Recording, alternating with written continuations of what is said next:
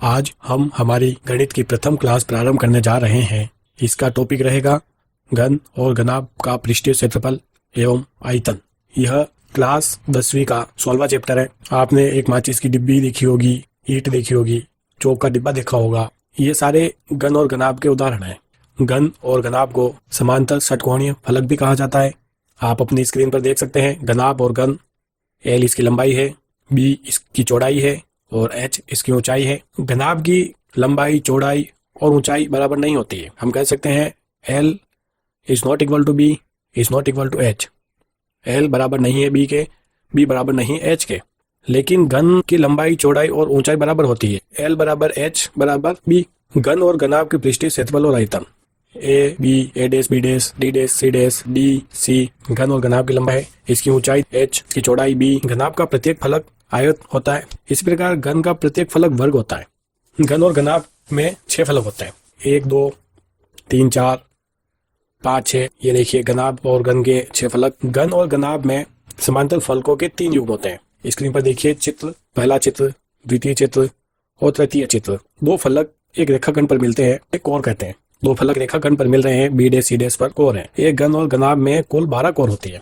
3 संलग्न कोरें एक बिंदु पर मिलती है, जिसे शीर्ष बिंदु कहते हैं। स्क्रीन पर देखें, A डैश B डैश एक core, B dash C dash दूसरी कोर, B डैश तीसरी कोर। ये तीनों B डैश पर मिल रही है, यही शीर्ष बिंदु है। एक घन या घनाभ में कुल 8 शीर्ष होते हैं। अब हम घन और घनाभ का क्षेत्रफल निकालना सीखेंगे। घन और घनाभ का क्षेत्रफल, यहाँ देखिए फलक A B C D का क्षेत्रफल L इंटू B। आयत का क्षेत्रफल लंबाई इंटू चौड़ाई होता है। और हमने अभी पढ़ा भी है, घनाभ का प्रत्येक फलक एक आयत होता है। तो फलक का क्षेत्रफल निकालने के लिए हम आयत के सूत्र का प्रयोग करेंगे। A B C D का क्षेत्रफल L इंटू B। फलक A dash B dash C dash D dash का क्षेत्रफल L इंटू B होगा। इसी प्रकार हम सारे फलकों का क्षेत्रफल निकालेंगे। आपकी स्क्रीन पर देखिए फलक A D dash A dash का क्षेत्रफल B इंटू H, यानी कि चौड़ाई इंटू ऊंचाई।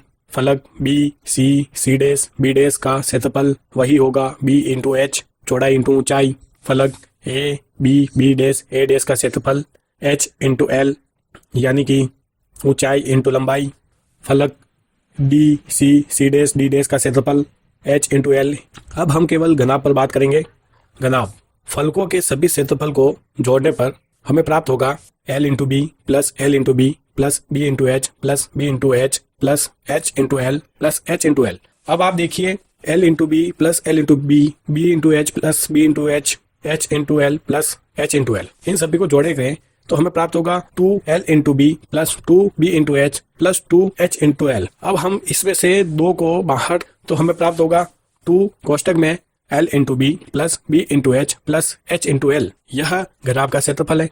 अब हम बात करेंगे घन के क्षेत्रफल पर। हम जानते हैं कि घन की लंबाई, चौड़ाई और ऊंचाई बराबर होती है, यानी कि हम कह सकते हैं L बराबर है B के, B बराबर है H के। घनाभ का क्षेत्रफल होता है 2L into B plus B into H plus H into L। तो घन का क्षेत्रफल होगा 2L into L plus L into L plus L into L। हम कह सकते हैं 2L square plus L square plus L square. तीनों L स्क्वायर को जोड़ने पर हमें प्राप्त हुआ 2 कोष्टक में 3L स्क्वायर। 3 इंटू 2 को गुणा करने पर हमें घन का क्षेत्रफल प्राप्त हो जाएगा, यानी कि घन का क्षेत्रफल 6L स्क्वायर होता है। घनाभ का क्षेत्रफल 2L into B plus B into H plus H into L वर्ग इकाई और घन का क्षेत्रफल 6L स्क्वायर वर्ग इकाई।